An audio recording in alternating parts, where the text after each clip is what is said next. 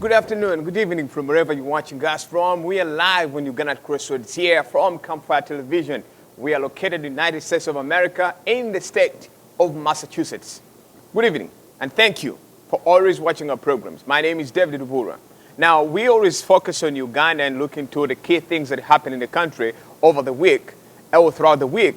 And we try to, draw a close understanding or attention to how they can actually be fixed or even criticized or even understand how the government is doing stuff. But of course, like as usual, we come up with different stories based on what the government has done, what the opposition has done, what the economy is doing, and how it's performing. This week was not so different from the rest. Remember the story about locusts that invaded the country?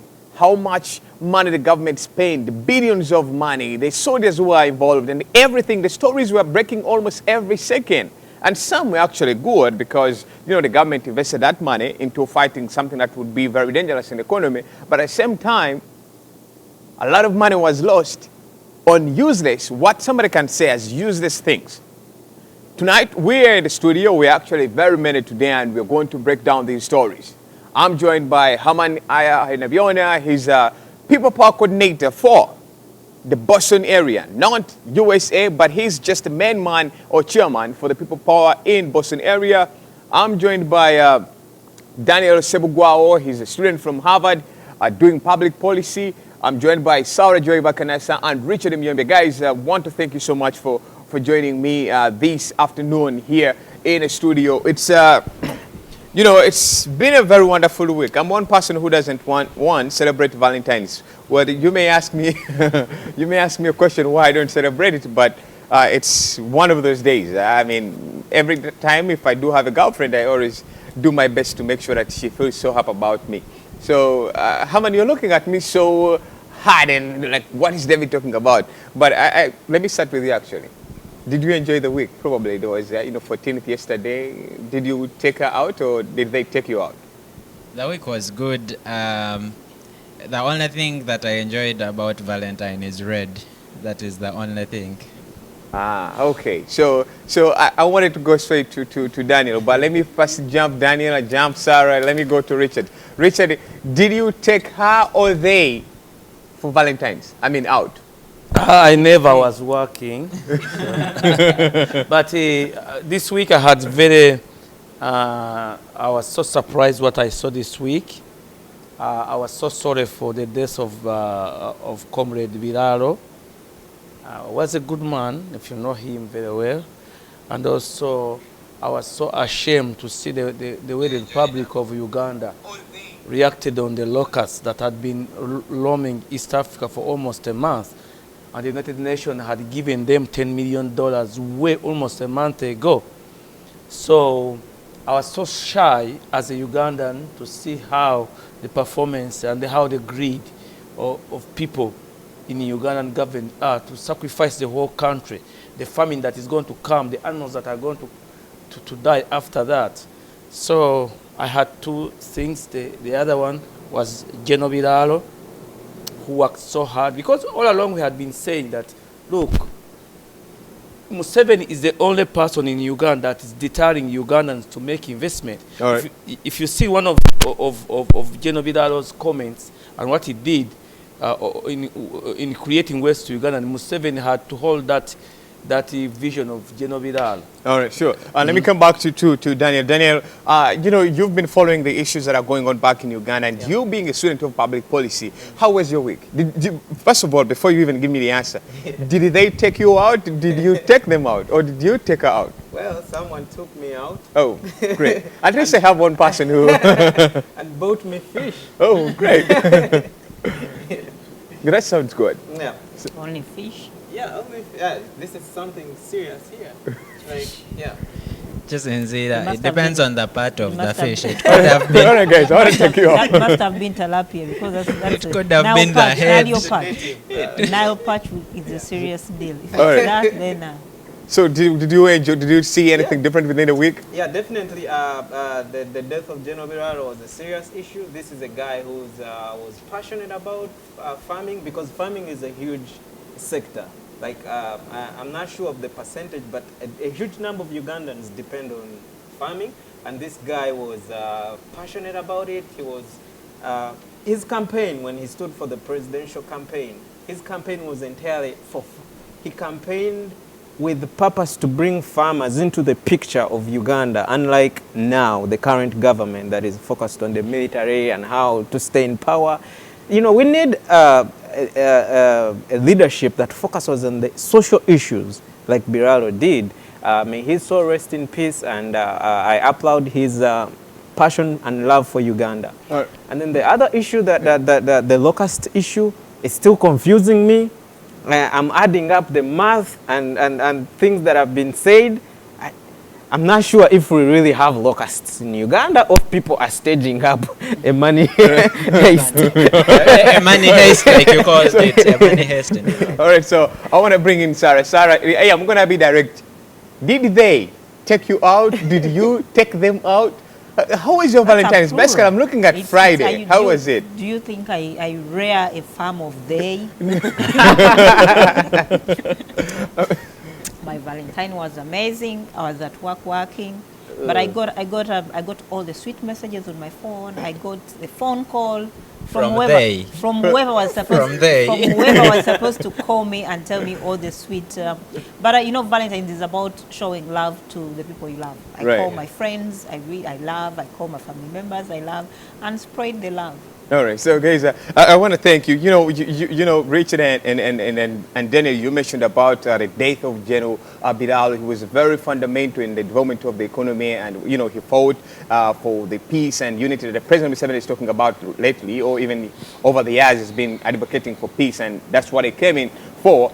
But what does it mean? I want to start with that. You know, it's very funny, but I'm going to start with you, Daniel. Yeah. What does it mean when you see the president or the presidential candidate who advocated for something and now he's gone?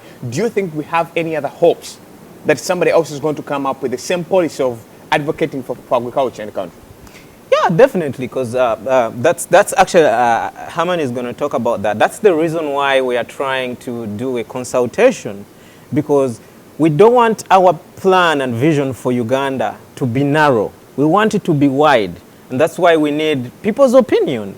And now, when you look at General Biralo's perspective on agriculture and his concept of how it should be developed and the need for government investment in this sector, it is a sector that can, instead of Uganda exporting its young people to the Middle East, it is a sector that can be invested in to make these young Ugandans stay home and make Uganda become the market basket of Africa. All right, sure. Let me bring in Sarah. Sarah, you know, you heard about the story and you talked about it, you and I talked about it during the week. His death, what does it mean to you? He was a general, he was a very great army officer. He fought, he defended the Constitution, he stood for presidency, and he's now gone. What next? He was... what I would say is that I remember him standing and dividing our position. What I'll start from there, rest in peace. Yeah, because, but definitely what he said, he was very passionate about agriculture. And we all know agriculture is still the market basket of Uganda. If only it is a little effort and energy is put in, we can still earn more from it. You can imagine there are so many things. I sit on this side and say, where are passion fruits? I've never found fresh passion fruits in any market in this area of Boston where I stay. But we have passion fruits getting rotten in Uganda. Just imagine if we had the right, if we packaged our passion fruits and met the standards of exports needed of fresh fruits needed to come into the US, how much money would be making? There are a lot of things. The pineapples we have on this side, basically, I keep telling people here, your pineapples don't have taste. A pineapple grown in Uganda, you can smell it from afar and know that's a ripe pineapple. So there is a lot of stuff that we grow, or even farmers have lost interest, not because they don't want to still do agriculture, but because if they properly had market. Look at the matoke we consume here. It is tasteless. You just taste it just for the sake of, when you've just come from Uganda and start tasting matoke here, totally, it's completely off. but you get used over time. And I know definitely when guys go back to Uganda, the first thing you want is like, I want to taste the real matoke. But how many Ugandans do you have in this part of the world? All right. Maybe you have over 100,000 Ugandans and more. Just imagine if you are exporting matoke to this part of the world. So those are the things, and a lot of money would make. And you can have it come in a day or 2 days, because a flight from Uganda is about 16 hours. That matoke can still come in and fresh and good to be consumed. So as much as we want to focus on any other things, if we had people put in more time and energy, if our government really focused on agriculture and improving it, we would be feeding many other countries in the world. We would still depend, because I've had people come from other parts of the world. I had friends one time who came from Sweden and they were in Uganda and they were testing our fruits, and the taste of our fruits is completely different from what they used to. But our leaders, they can't say that. All right, sure. Richard, last week Campfire reported that he died of cancer, and we have heard in the recent past that Uganda actually doesn't have more than, if it does have, it doesn't have more than 2 or 3 cancer machines to help fight the problem. But at the same time, they also reported that he was one of the guys who had the most realistic manifestos during the 2016 general elections. What does that tell you when you hear such news? Of course, is gone, and do you think his manifesto is going to continue maybe into another political organizations into another political organization or something else? What does it tell you? First of all, let me tell you, I'm so sorry for Geno Biralo. But he may rest in peace, but let me tell you people, everything that happens in this world has a reason. It's now a season of deliverance for Uganda. Agree, yes or not? And I think Honorable Kyagulanyi is our chosen liberator. Agree it or not? If God decides to take such a man who has a very good manifest and take him out of the system, it may be good, it may be bad. But let me talk about Geno Biralo first of all. We don't have enough machines, and the cancer that he had, 99% you die, because by the time it's detected, it's always too late, because the country has never transformed. But let me talk about Geno Biralo. Geno Biralo had a program of lifting Uganda out of poverty. It was a very, even before he joined the presidential candidature for in Uganda. But Geno Biralo, I was following him always and listening to what he was talking about, and then we see the difference. Geno Biralo went around the world looking for money, so that in every district of Uganda there could be something that could be started out by the Ugandans themselves. That's what differs from Biralo and Museveni. He was emphasizing on Ugandans themselves, not Indians or Chinese or foreigners. That was one thing. The second thing, he was what People Power is going to do. We are going to focus more on transforming the agriculture system to an international environment and market, so that people can ship and get money from this market. For example, Sarah was talking about passion fruit. She never knew that a passion fruit, just in the market behind us here, one passion fruit costs $2. No one can even buy one passion fruit. But in Ikasese, in the mountain, you can even get it for, even, I don't know how to say, to convert Ugandan shillings. That's not about 7,000. You get a bucket. Yes. You get a full bucket. This is organic from there. Yeah. But because of the environment that we are farming in, because we have AGOA. Remember, Clinton gave us an opportunity for AGOA, but we have never fully transformed ourselves to that market, so that we can bring in the fresh fruits. Look at the airport. The moment you bring in a fresh fruit just in your bag, it's confiscated because we don't meet the standards. So what People Power is going to do more is to focus on how to clean ourselves in Uganda and market ourselves, so that people can get, because what we need is taxes. What the government needs is taxes. The rest of the money is yours, so that you can enrich and empower yourself and then transform the country. Okay. The other thing I was talking about is, we are not going only to stop on agriculture. We are going to do international investment in what we call industrialization of the country by Ugandans. Empower Ugandans. Museveni doesn't want Ugandans under his political system to get rich. He wants to bring in foreigners so that become servants. Then he collects taxes from them because it gives him taxes. Then for you become servants in your own country so that he can rule you and his sons forever. That's the two difference between these two things. I want to bring in Hamani. Before I bring you in, let me get a quote from General Vidal during his presidential debate. He said, Museveni, for his record of service, all we see is collapse of the health sector, education and security. We cannot allow this mess to continue simply because of one man. Enough is enough. It is time Museveni resigned in peace. What does that statement tell you now that the president is still the president of the country and chances are even 2021 is coming back? You see, it is very saddening. Loss of human life is very saddening, whether it is intentional or unintentional. I hope that the flags of the country, Uganda, were held at half-mast or will be at some point in memory of a servant of the country, a UPDF soldier. But the death of the general also shows me, it shows all of us that no one is immortal. We are all mortal, we are all human beings. And one day, we will die, let me put it literally. So, knowing that, remembering that we are all mortal beings, the question would be, what is the legacy that you've left behind? I think that is the more important question. It is saddening for the general that I have not heard since the campaign, since election time, even during the election time, I didn't hear any person who might echo his views, people who might repeat what he's saying for other people to outreach, the way it is for Honorable Kyagulanyi.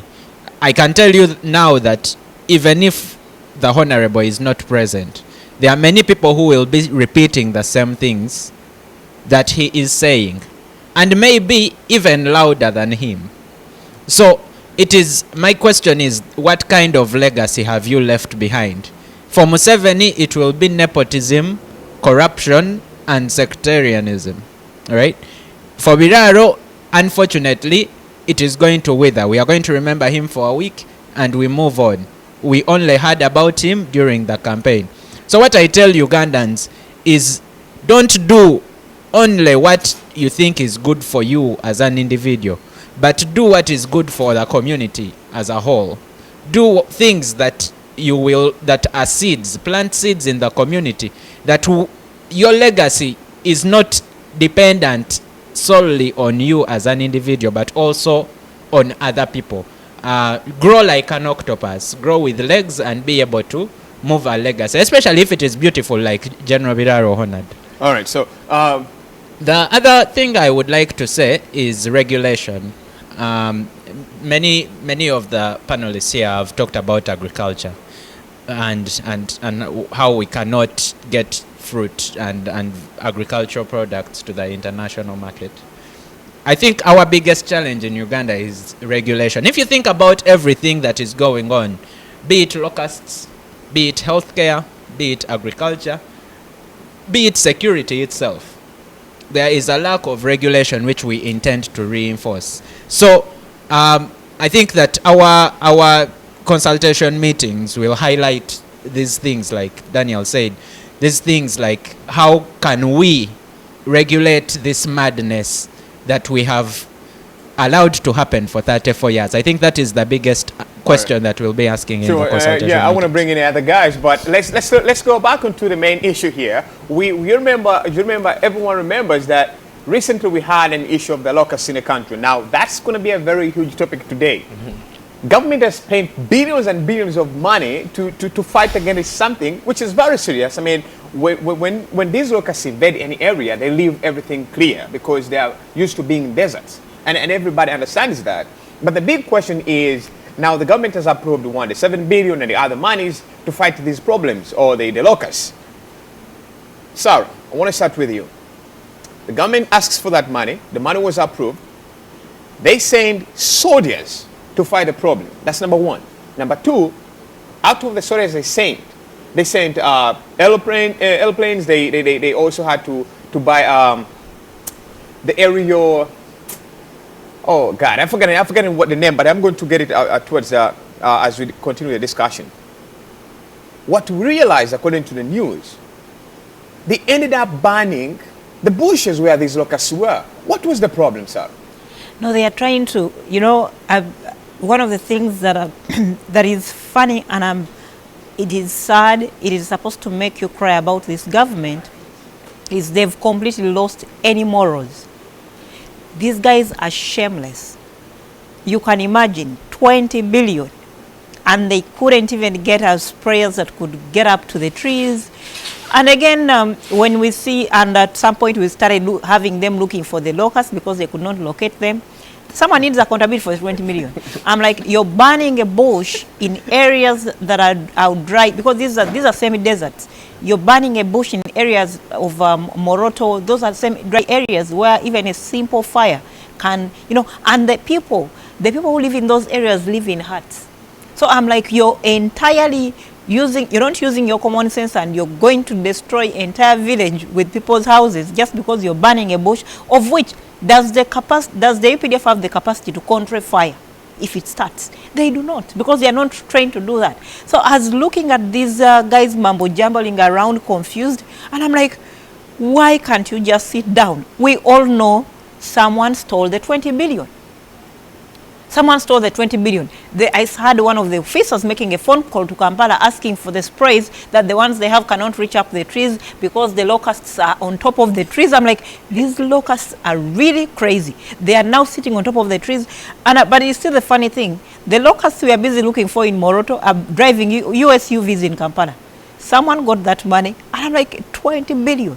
They first approved 7 billion without even showing us the accountability of what the 7 billion has done. More money was approved. But when you get to the ground, they don't have sprays. They are burning bushes. They are claiming they don't have equipment, and they are looking for the locusts. They cannot locate them. What has Uganda got into? It is so shameless. I'm telling you, these people who are serving in this government, I do not know what they are going to do when Museveni leaves power. Maybe the simple advice I would give them is they should run off. In the night when Museveni loses power, they need to run off and hide for their lives. All right. I saw one of the the minister who was sent on ground. He flew in on a chopper. He flew in on a chopper to Moroto. Very, very well dressed, very smart, and he was saying, no, our officers are not burning the bushes, but these people are. Officers are caught on. Everyone knows that the way they are trying to deal with the situation is ban what? But he said, no, maybe those officers are not in our unit. They are not part of us. And that, again, throws me back to regulation. So who is giving these people the mandate to ban around trying to kill locusts? Well, you see what I mean? So it is sad and heartbreaking that we are allowing. I blame myself that we are kind of responsible for this to happen. We shouldn't be tolerating this nonsense as Ugandans. This is being taken for a ride, and I think we should stand up and rise up. All right, so Daniel, I want to bring you in. Yeah. Now, when you look at such a situation happening in the country that one may say it's very healthy, people are very strong, energetic, yeah. They can try to fight against these problems, and then the money that is being approved by the parliament and the government to the cabinet is being wasted on things that cannot actually deliver the services. I was looking at one of the machines that we're using, that it was carrying only 7 liters. Yeah. Now the question was that machine going to solve the problem, or you were just playing around and stuff like that? What does that tell you? Well, I think in a serious country, right now, the Minister of Disaster Preparedness will be resigning. If we had a serious country, you cannot tell me that these things, the locusts, were in Kenya, and we knew clearly that they were coming to Uganda. For a month. Yeah, for a month. Yes, they say they sent a team there, but what was the team doing? And what did the team come back with? So you cannot tell me that we had all this much time to be prepared and to plan and then to make sure that Uganda is protected, because that's the mandate of the government. to protect Ugandans and their property. So these the locusts come in Uganda, and we are trying to, as my colleague said, to mambo jumbo around with let's carry these jerry cans and spray. Now the locusts are on trees. Yeah, Let's climb the trees. Yeah, and we've had a number of media houses going up there. And they are not finding, there are And no they're not locusts. finding. For me, that's a little bit perplexing. You know, I don't want to draw into conclusions, but when you're living in a society where the government itself is a mafia cartel, they can design anything and bring it into the media and into society with diverted agendas. You can't rule anything out. Where are the locusts? We can't find them. We just hear they called us that they are here, and then we came and they are not there. You know, when you live in such a society, you have a lot of questions. You have a lot of questions without answers. And this is what Uganda has come up to. And for me, it's still an agenda of poor regulations and also poor policies. Like, does even Uganda has a disaster prepared policy? Every time we hear Bududa, and then all over the sudden they are running to Bududa. This problem has happened for years and years and years, and we don't have a clear policy on how to regulate the mudslides. Leave alone the locusts. Kampala itself, the floodings in the city. Do we have a clear policy plan that this is what we are going to do to make the flooding end in the capital of a country like Uganda? The way that we praise it, that Uganda is, the way the NRM government praises, Uganda is growing, the economy, blah, blah. But when you're living in a city where every time it rains, you get floods. So for me, it's still a question of regulation and having serious leaders, for sure. If we had leaders who are serious, who are here to serve Ugandans at heart, they would have had a solution way before when this, because these locusts have had a trajectory from Yemen to Somalia to Kenya, and we clearly knew they are coming to Uganda. What was the plan? That's No, but if I may add on something for the viewers listening, people listening to us, locusts have not yet got into Uganda. We do not have locusts in Uganda yet. What they are doing right now is that they are trying to figure out how to play around and fool people for the $20 million, for the 20 to 20 billion shillings they've already stolen. Because if you see pictures of how the locusts have been moving in the other countries, they move in a swarm, they are on the ground, they are everywhere. In Uganda, they are on top of the trees only. They are not anywhere else. They are on top of the trees. Journalists have been to those areas, and we don't have locusts in those areas. When you saw when the UPDF went, they are now climbing trees to get them on top of the trees. So the ones that reached Uganda are too smart that they don't move in a swarm. They just go on top of the trees. These guys are looking for ways. You know, they've already stolen the money. If you want, as Ugandans, we should ask for the accountability of the 20 billion, but it is already gone. But locusts have not come to Uganda yet. We've had journalists who have gone on ground in the areas of Moroto. They've questioned the residents of those areas, and they say we haven't seen locusts. But the only problem I have, and I'm praying, let's pray they do not come, because the 20 billion is already gone.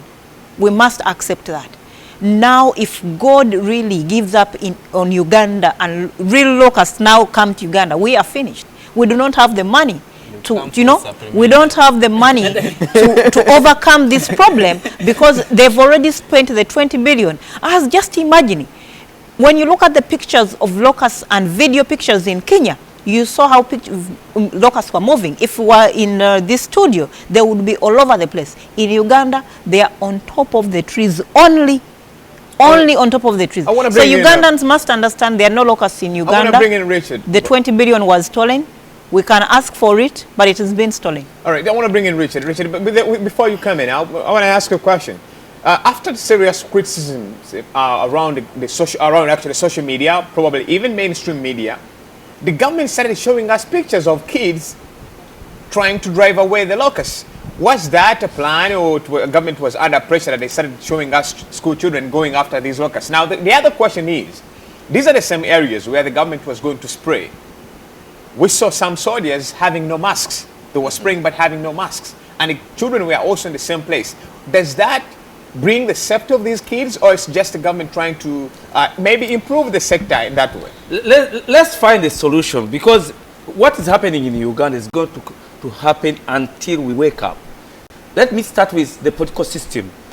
The people of Karamoja, I saw in Monitor this week, the people of Karamoja, the ministers and the MP from Karamoja were complaining on the response of the government, of how they responded on the locusts, because everyone knew for almost a month that the United Nations had given for free of charge $3.3 US free of charge to Uganda, because they gave it to Kenya, Somalia, and Uganda, $10 million US. And then these people, on the last day, the locusts touched the ground in Uganda. The Prime Minister's office, Lugunda himself, chaired a meeting, an emergency meeting of how to deal with the problem that is in Karamoja. Now, I'm going to tell the people of Karamoja, because I see people commenting here so badly on us that we haven't been in Uganda for 10 years and we are analyzing things that we don't know about in Uganda. When the people come to Karamoja, when Honorable Chagwan goes to Karamoja, you ask him that you want self-government, because the people that are going to be affected with famine, with the cattle that are going to die after the bushes are burnt, was the animals that are going to die because of the pesticide are of Karamoja. The political system itself, you tell Honorable Chagwa when he comes, we want self-government, because that's what we are going to fight for, to end these stupid things in Uganda. Let me go to another thing. The coronavirus now is in Egypt. What about if the way they have responded to this disaster, a coronavirus, by mistake, we see in Uganda? If we do not wake up now to stop these nonsenses that are happening in the country, we shall be wiped out. For your information, the government is already planning on sending 220-something million Uganda shillings to the people who are in China. So maybe no, this is stupidity. Unless we wake up, you people, this is no longer a joke. Let me give you an example.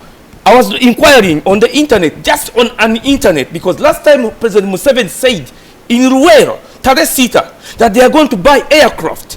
Just go on Google and go to where they sell controllers.com. You see Elio spraying tractors. The least one that you can get, a used one, well serviced, is $295,000 US. The best one is $600,000 US. Ready. What they would have done, they would have got a minister, fly over here in America, buy as free, maybe free of them, put them, take off the wings, put them in a cargo plane. In a week, they would have been there in Karamoja. We have airfields in Karamoja. They are very good airplanes. And I went to Google itself to see what the pesticide, because I was looking at the pesticide. It's called fentrolation that they are using to spray, that is recommended by the world. And I called the company yesterday. I called it myself to see how, if they have so much of this this pesticide in stock. Even I have the 1-800 number. I called them and they have drums and drums in quantities ready to be supplied in 1 hour. What is the government doing in such a disaster? What is going to happen if famine breaks out in Uganda? So unless we people of Uganda wake up to stop this nonsense, this is no longer a joke that Museveni is coming tomorrow. They're promising empty promises. We are going to die, or we are going to lose the destiny of this country if we don't stop this nonsense. I'm going to give you an example. What happened in Romania? Until the people of Romania had to wake up. It was a pastor that woke up the people in a church and said, look, this is wrong. We have to wake up and save this country. That was the downfall of Ceausescu in Romania. It's time we people, we wake up on our country. We are going to die. But I want to ask you guys a general question, Sarah, before you come in. When the government tries to put up stuff like this, putting up money aside to help fight these locusts, you guys, again, in the opposition, are fighting against its ideas. So what do you want the government to do different that you think is not doing? This is the question even I would ask. From the look of things on ground, from the locals in Moroto and Karamoja, from the journalists who have touched ground in these areas, the locusts are not yet there. So what is the UPDF spraying? Are they spraying to prevent, as in when the locusts get into those areas, they will smell the pesticide and die? What are they spraying? What are they spraying? That's the question I'm going to ask. Because it is so funny, because if the intention was to spray the locusts when they are already in area to make them die, then why are you spraying? And that's why I've said, the funny thing, these locusts that came to Uganda only hide on top of the trees, compared to what we've seen in other areas where they come in a swarm and they're everywhere. So the issue is we are not fighting. We are not fighting government. But when you look at the procedure of how they do things, is really so amateurish. You cannot believe a government that has been in power for 34 plus years still behaves the same way the government of President Museveni behaves.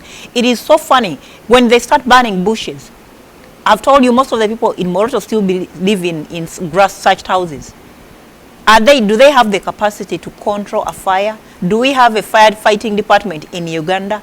Does the army have the capacity to stop a fire if those villages catch fire? Now, they don't. One may suggest that you guys in your position, and of course those who hate the government, you photoshopped something because you wanted to show how bad the government is, that these army officers were burning bushes. So this is not what we don't work for NBS, we don't work for NTV, we don't work for all these media houses. The army officers said nothing happened. No, we don't work. These were not pictures.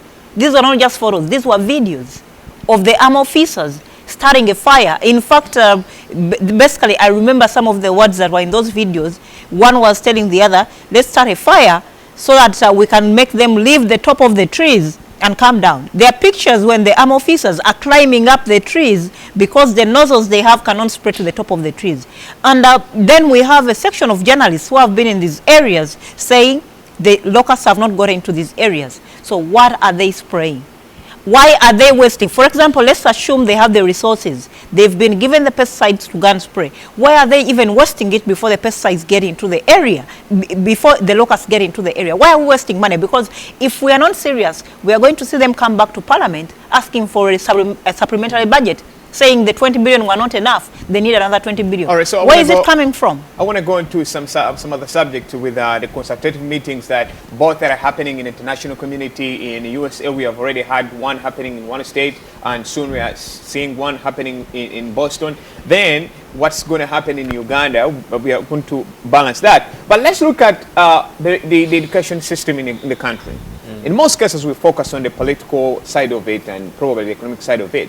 This time, the parliament asked Gen Kataha Museveni, the first lady of the country, to come and explain to them why they want to approve a curriculum that was nullified by the parliament. I think you guys have all heard about it. Yeah. Now, I want to bring in Daniel first before the rest of you guys come in. What does that tell you? When you hear the parliament saying we said this and then the cabinet does something different. Under the policies of the country, we understand the constitution gives both parties powers to do what they have to do. What does it tell you? Well, this is a question of uncoordinated troops. When you have an engagement, let's say warfare, and one unit of your army and the other, they are not coordinated, you're not going anywhere. You actually end up fighting each other instead of fighting the enemy. But in this case, for the education system in Uganda, I would still say in today's world, in the 21st century, that's why this is one of the reasons why really Museveni has to resign. In the 21st century, countries that have had striving economies, that have made it, it's no longer about minerals or what you have in ground. It's the human capital, the people. What can your people invent? Look at the country like America, Finland, Canada. It's the innovation, China. The human capital that you have in that country is the big deal now. It's no longer about having a big army or being the one in charge of this region and this region. It's the world is becoming an economic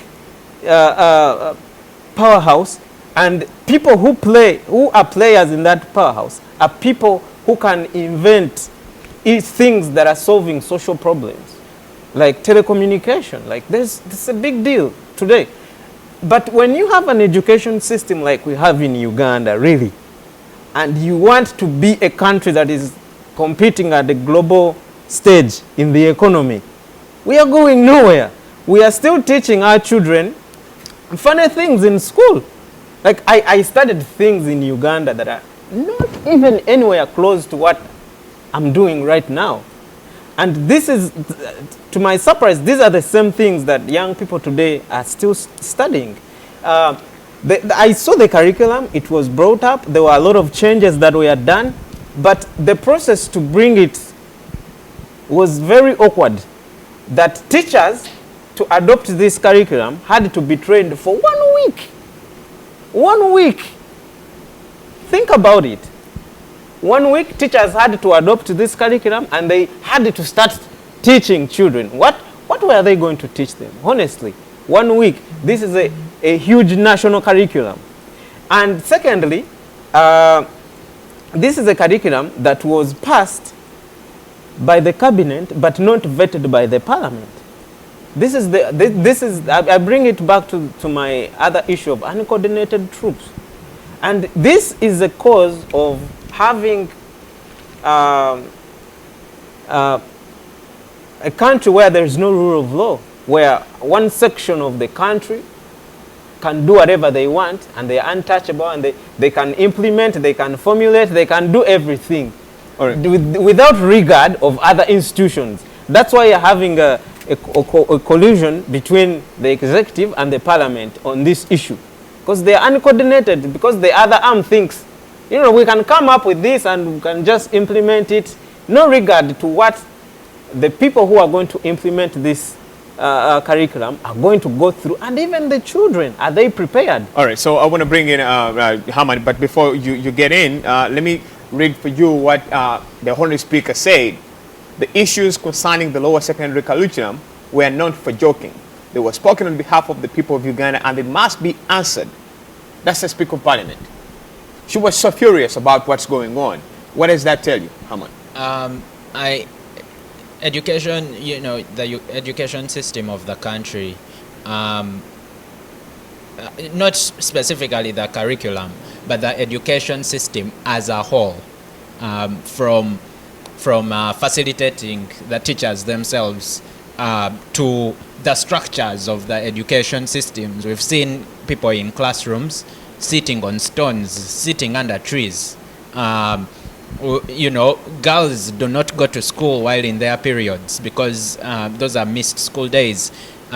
So education, the education sector is battered, right? It is beaten, it is suffocated. And for me, I am very sorry for saying the same things over and over again. My question is priorities. What are the priorities of the education ministry or of the government in education? Is the priority changing the curriculum, or is it facilitating the teachers to be able to teach with a sound mind and not depend on, you know, bribes and parents giving money so that the child goes to the next class? A P7 child who can't write his name.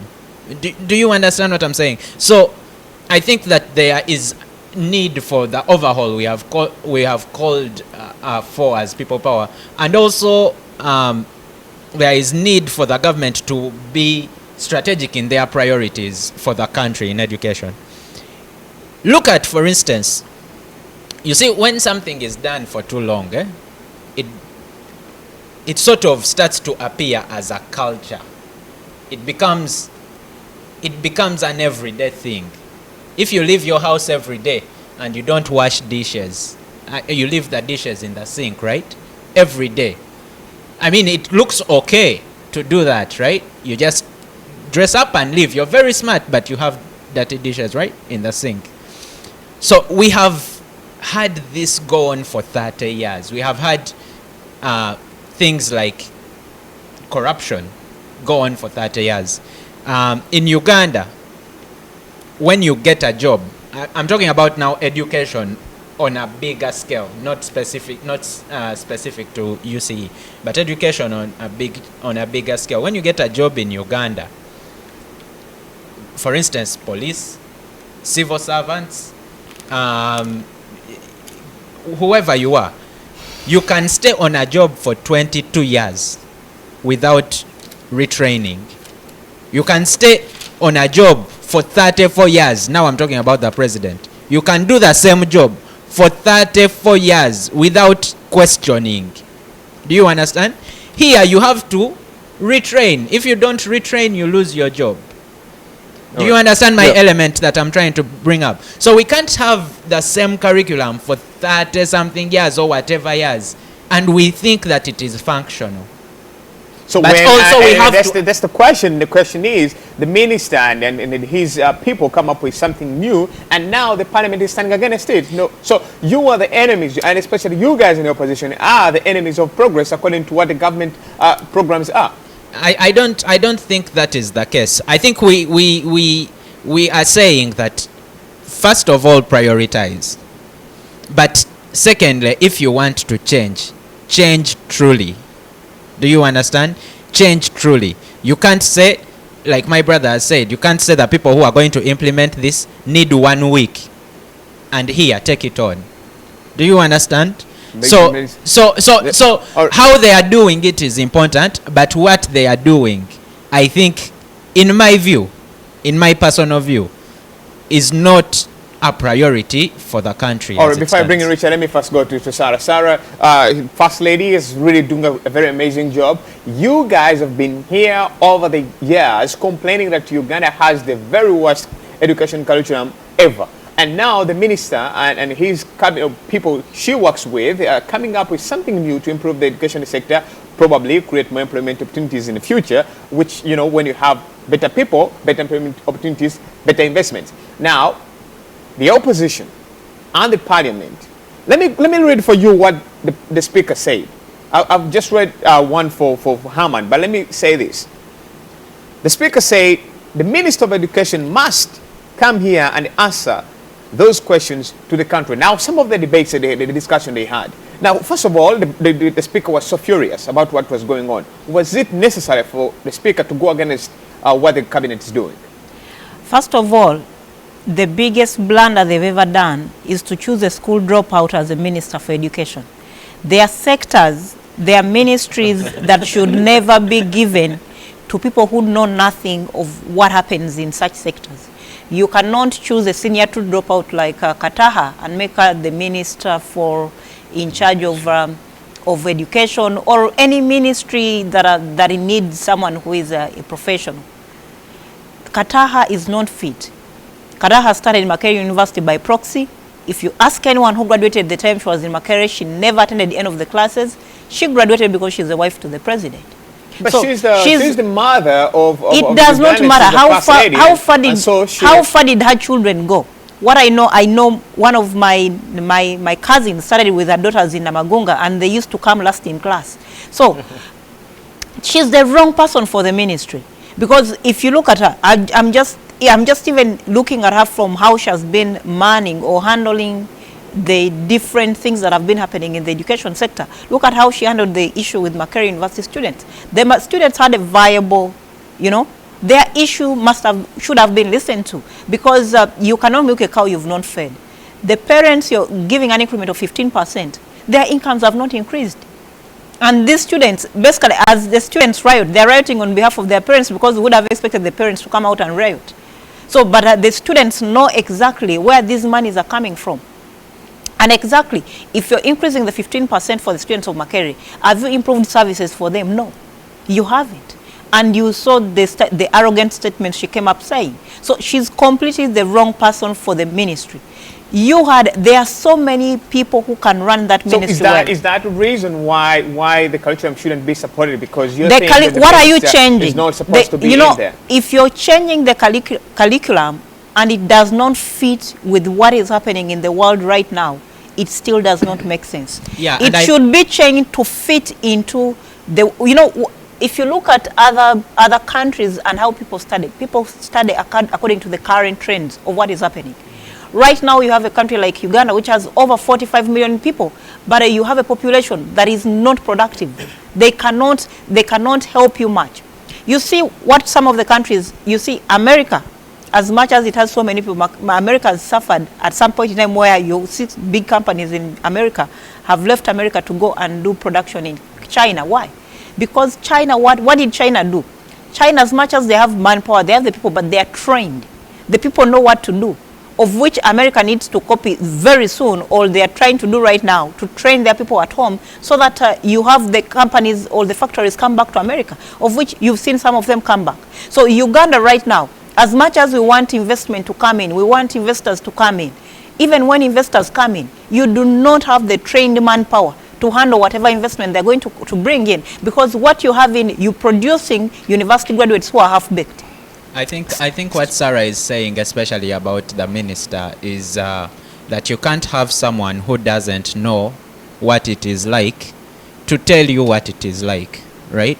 You can't have the minister she has not taken who has time. not taught, whose children has never taught. It is not even that. She has not taken time to educate herself to understand the different trends of education right now. Because I believe if the parliament has refused to approve or told her, we don't want you to pass that curriculum, we know definitely parliament has some people who have some heads, their heads are still intact and they are smart. They've looked through the curriculum and it is not taking Uganda anywhere. But let's look at the advantages of this new curriculum. One, you know, during my time of school, we used to spend almost 8 to 10 hours in class. Now the new curriculum asks for only 5 hours. You go in 8:30 a.m., you leave the class at 2 or something. And that's but what are they studying? It gives the content. The issue has never been the time. Taught. I remember when we were in school, we used to go in at 8 and come out at 5.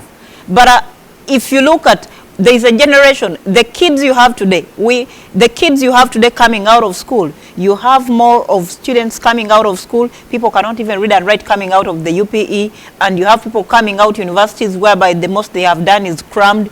When you hire anyone, some of these courses you hire anyone in the job market, you have to retrain them from zero. So it's not the time.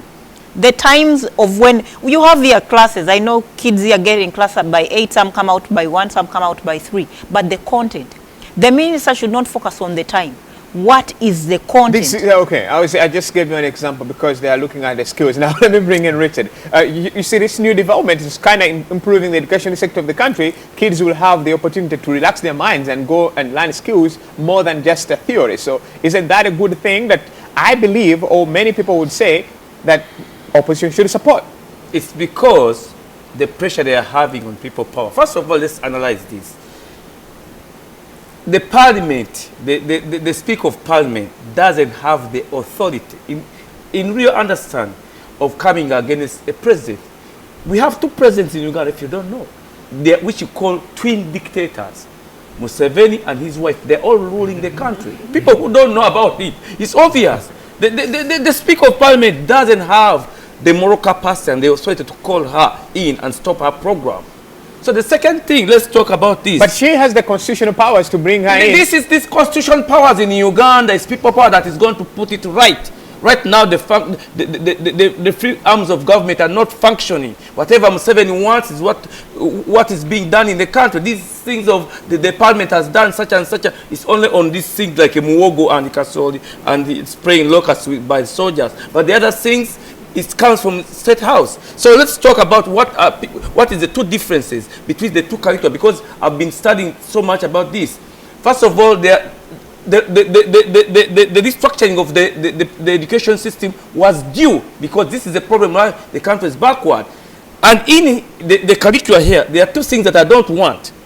There is Swahili as a national language because Marxism destroys society and build a new society like they did in Kenya and they did in Tanzania. We Ugandans don't want this. We as the people. The second thing that is I don't want is the political education of the NRM as the Bush war, all this. They are going to teach it compulsorily in the new curricula. The third thing, and previously they had cancelled political education in schools, and now the government is bringing it back. Because it wants to sensitize the population into Marxism and socialism. You and your fellow comrades were fighting against this because you were complaining that the government took out political education. Now it's no. We don't need this to move forward. And let's see the difference. No, let me first finish. Let's see the difference what people power is going to do.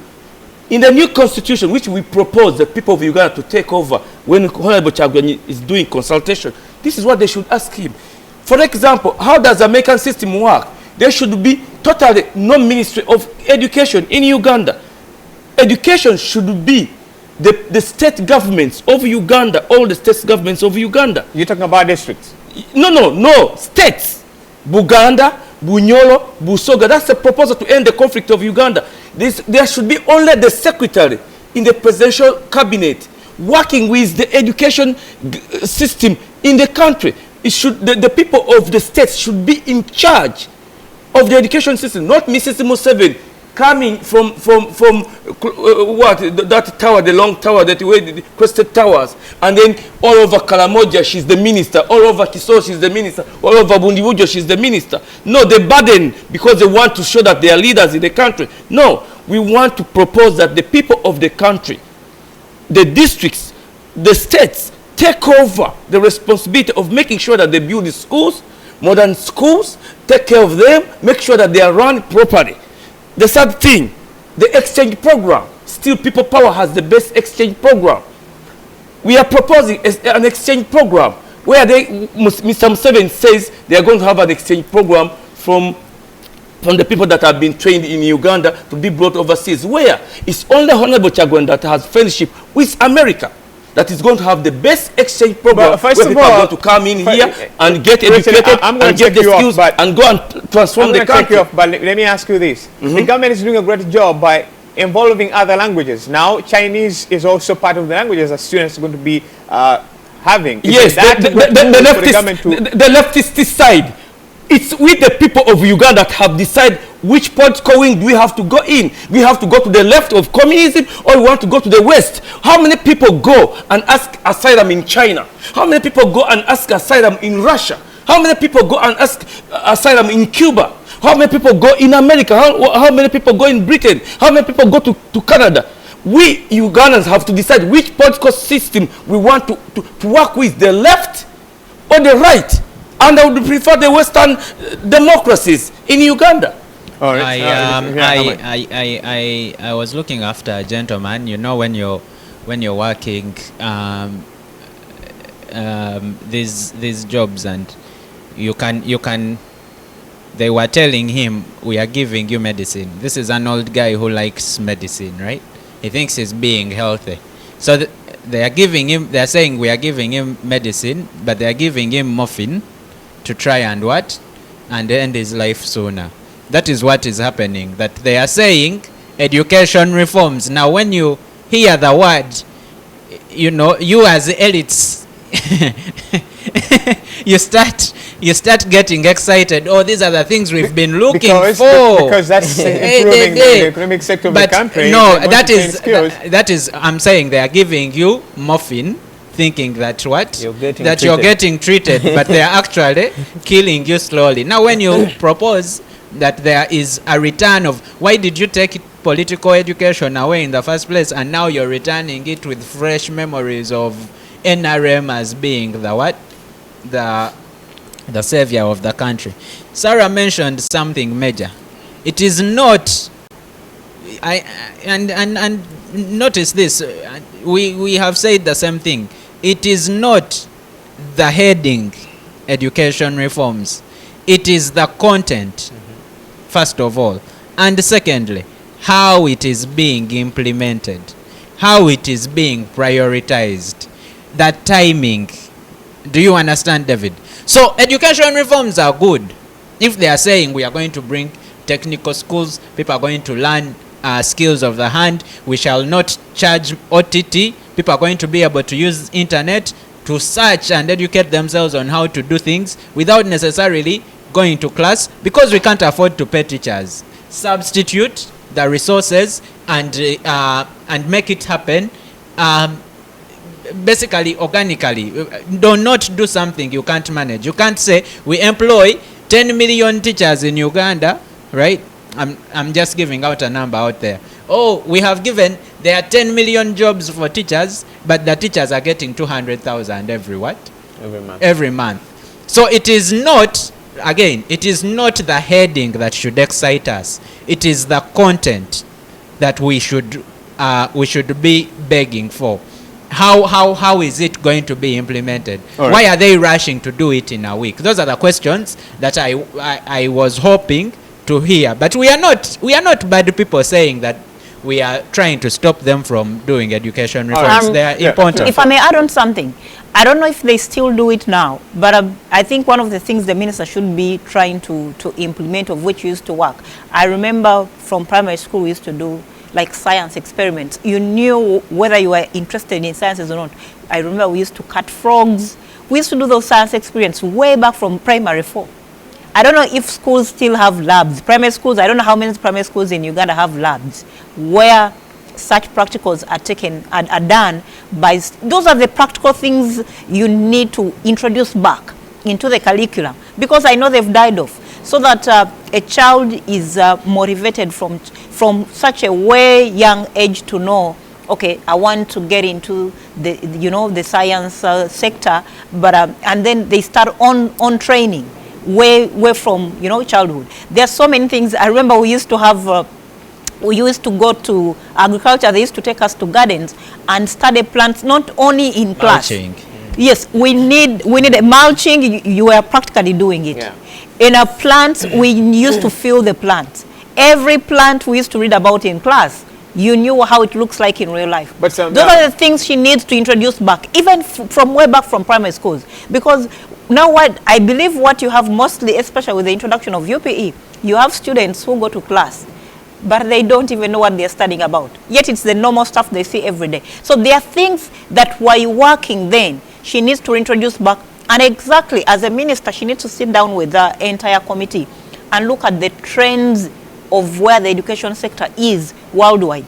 All right. Because you're not only producing these graduates for Uganda, you're producing people who are going to compete with everyone else in the world.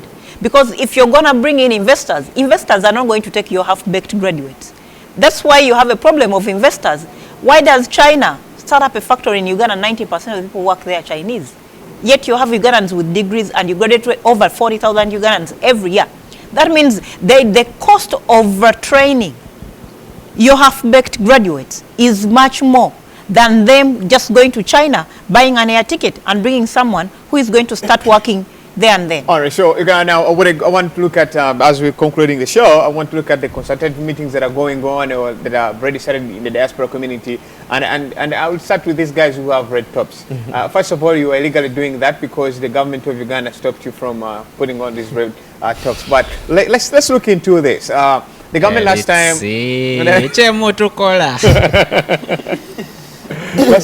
last time the government was actually stopped all your consultation meetings that had took place, and we saw some of your members being arrested, and a lot happened. What's new that is going to happen this time? And first of all, do you think the government is going to let people in Uganda to do these meetings? Well, it is not the government that is supposed to let us do this. It is the law that governs Uganda. The government is the NRM government.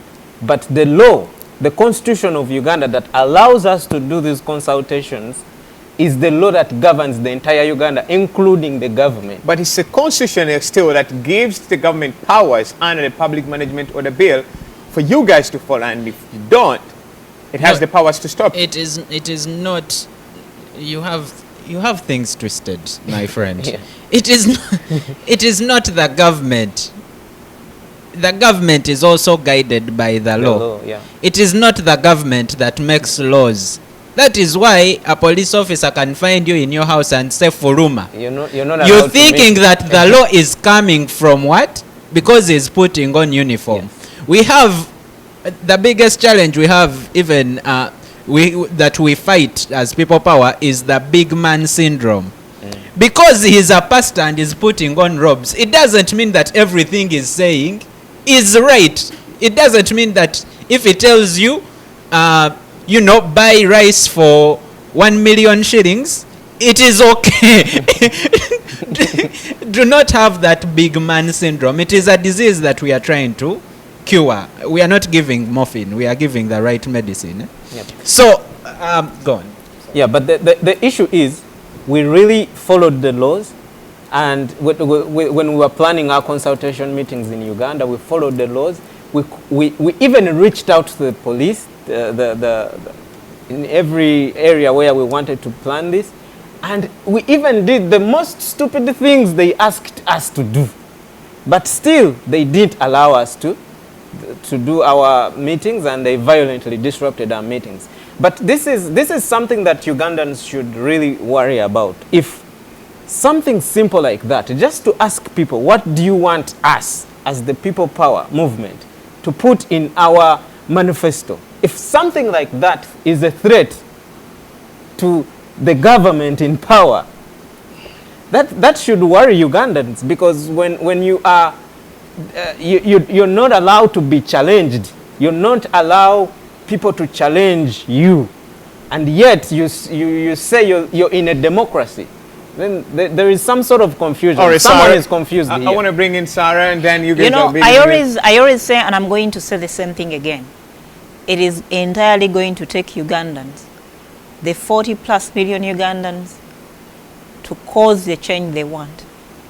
All the games you see running around, stopping the consultations, we expected them to happen.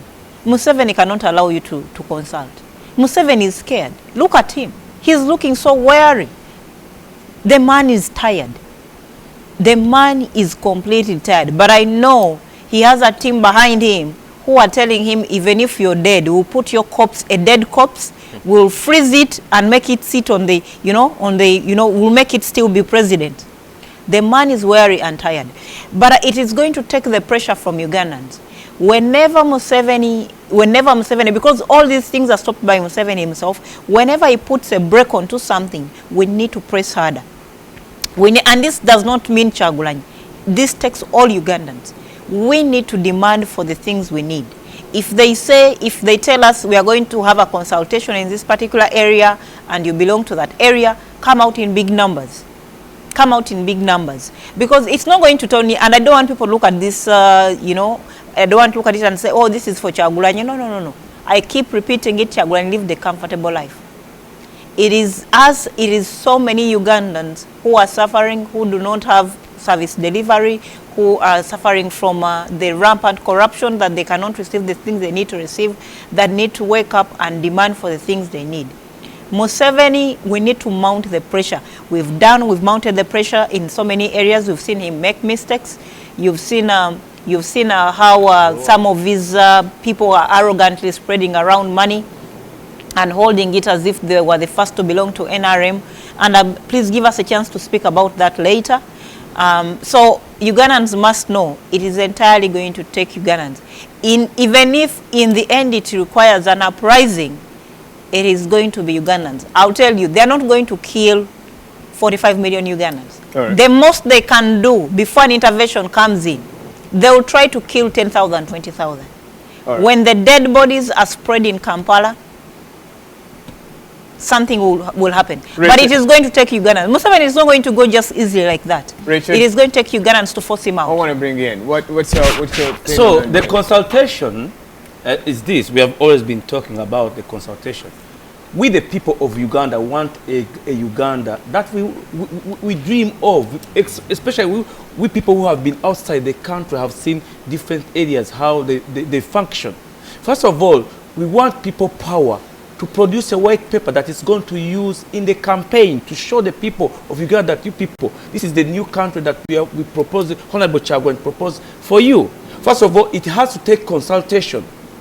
Then the consultation will write a white paper. The white paper will be used in the campaign. And then after Honorable Kyagulanyi take over government by force or by election, because the change is imminent in Uganda, then there's going to be a referendum for all the people of Uganda to choose in a national referendum. After the referendum, there's going to be a constitution assembly, a new constitution assembly that, like the one that happened. Then after the new constitution, the constitution assembly, the people of Uganda are going to write themselves a new country that they want. And then there's going to be transformation. What Museveni is fearing for the consultation is that the consultation Honorable Kyagulanyi is proposing is going to overthrow his political and economic system. He always wanted Honorable Kyagulanyi to come on board and go on with his stupid legacy, the way he has led the country to the downfall. Okay? Then I want you to prove me on this. Eddie Tumine, what did he say? He said, we want Honorable Kyagulanyi to come on board. Then we can show him this and this. Come and eat.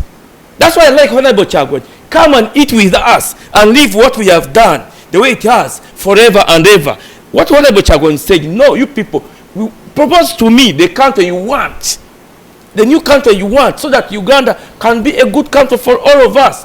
All right. Baganda, Batoro, Banyoro, Bachiga, everyone as equal partners in development, in the economic system, in the army, in police, in security, so that we can all enjoy the country. All right, sure. Thank you, Richard. Hamani, I wanted to close with that. What should people expect to have been informed just right now that there is a consultative meeting going to take place next weekend or on Saturday? What should people expect in that meeting? And are they Ugandans supposed to come, or are they going to watch it online? What's going to happen during that day? On that day, thank you for that opportunity. I really appreciate it, but more so I think the country appreciates it. Anything that people are doing in their communities is vital. It reminds more people that there is a need for change. It reminds more people that they can do it themselves if they choose to. And I really appreciate that. So on the it's going to be, we have a consultation meeting on the 22nd of February 2020. It's going to be at the Thomas R. Plimpton Elementary School. You know, the team found the place, and we are going to organize. We'll have a few guests. Coordinators will be here. Coordinators from DC and some from Seattle. And even we might have some guests from Uganda on that day. So, yeah, it's not our function. It is not our function. It is a Ugandan's function. It is the people who are touched about the country's function. It is an opportunity for them to come and let us know what things they think are, one, priority, two, well regulated, things that work for the country, leave alone proposing education reforms that are actually NRM reforms. Just ideas, be it education or be it on policy, be it on information, be it on health. We'll collect that information and take it back to our central team in Uganda and draw up a good document that will be used in the upcoming consultations. Right. And this is not only in the Boston area. California is organizing the same. So if you're watching from California, please be part of that event. Uganda is doing the same on the 24th. They'll start in Deva, I think, or at Popo. So if you're in Uganda, please go and participate. These are not our problems, I'm telling you. These are Uganda's problem. You asked about the possibility of being stopped. Over here, exactly. So, David, let me remind you, it is not Haman, because I am talking about this, that is on trial. The first person that is on trial is you, the Ugandan. How do you feel about your country? Right? Are you willing to take 4 hours to come and be present? Are you willing to go online and share and suggest your view? Right? That is the first person. But right, the biggest I'm person, running out of time. The biggest person on trial, if you allow me, is the government of Uganda. Because the Electoral Commission and the police initially came out and said we did something wrong and we want to rectify that. Please give us an opportunity to prove to Ugandans that we are serving them, right? Okay, so sure. We are giving them an opportunity to either prove that they are people of their word or disprove, and for us our job is to keep exposing them. All right, so guys, and I want to add on something, a very little, for people who may want to understand it even more. If you live in the diaspora, is just like consultations are happening in Uganda, of which they've not had a chance to consult because they've been stopped by police.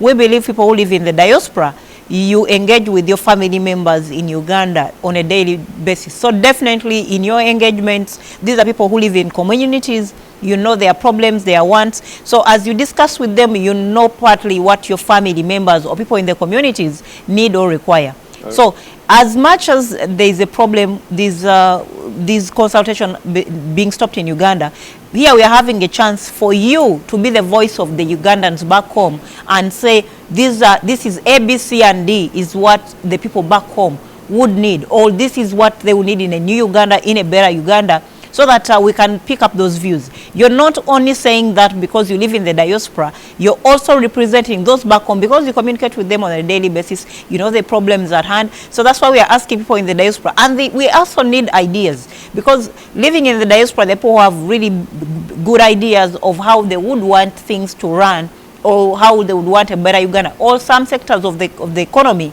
or in some departments of the country where they feel if A, B, C, and D would have been done like this, that's a good idea, it works. All right, so sorry, I'm going to let you guys go. Before you let us go, just give me a minute, just give me not even less than a minute to address. I want to just address something little. Breakups. I just want, let me address something little. Maybe we'll give everyone a minute for everyone to address. Yesterday, I think we woke up to a video by Catherine Kusasira where she was bragging about supporting NRM and having all this money coming from NRM. My sister Catherine Kusasira, you're in trouble. I believe this woman, if she's not serious, herself or any member of her family is going to be killed very soon. First of all, you are testing people who have been in NRM for a long time who have not benefited anything. There are so many people in NRM that are so bitter. They've served genuinely. They've put some people who have served even from the war times, who have been there since 86 up to now, and they've not even benefited anything. But as we are busy fighting for locusts, as we are busy fighting to get cancer machines in hospitals, as we are busy fighting for so many things, as we have failed to even put proper screening of coronavirus in Entebbe Airport, because as we go through Entebbe Airport, there is no screening. Catherine Kusasira is busy parading money that she got from NRM. Catherine Kusasira, the problem you're going to face is going to be huge. And for Ugandans out there, watch out for people like Catherine Kusasira. And I do not know how Museveni is packaging himself with these goons he picked up as, because they have too much urban excitement.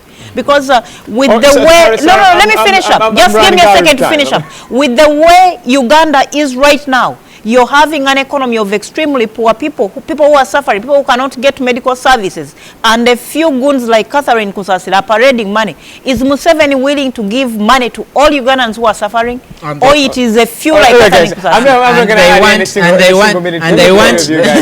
want to thank you. I think that is a good topic. Yeah, it's a very great topic, but because I'm running out of time, we've not had. They want you elites to pay 15% more in university and give it to Catherine Kusasira. All right, guys. I want to thank you so much. You know, the problem is, last Friday I did not celebrate Valentine's, so my time is also running out, so maybe somebody's waiting for me to go and celebrate with. So that is not Valentine's. I want to give my closing take. Now, you've heard what these guys have discussed today. It's not different from what many other Ugandans are talking about. Of course, the economy, some are saying the economy is improving and others not. But here's a reality. When Sarah was talking about the lady, Catherine Kusasira, who is a musician and of course a strong supporter of NRM, displaying money, showing how other people should wait for the new government to also get the same, it was kind of a mockery that should never happen again in the history of our country. Because that means that many people's lives are going to be put at stake, inclusive of her family or even friends. Because there are many Ugandans like you who are poor, who do not have money right now. And when you watch that video, you were asking yourself, where do these people get this money from? We are looking for it. We can't say it. To me, what she did was just total BS. It is disrespecting Ugandans. It is disrespecting the government. Is disrespecting the money of the country. We used to see this within these socialites. And now, the so-called presidential advisors are also doing the same. Now, they have a right to do that. That's what the NRM government, according to what they say, fought for. People to have peace and the freedom to do what they have to do. I'm getting out. Have a great week. Now, coming up next, you must have watched, or if you missed last Saturday's Love, Sex and Money show, today is another great show coming up. Denise is already in her studio waiting. And of course, I've eaten a little bit of a time of preparation for the next show. But don't forget, coming up next, Love, Sex and Money. Paul Jingo is going to be there. Isaac's going to be there. And many other guys. So if you missed last time, this time, don't take a chance. Have a great week. See you next Saturday.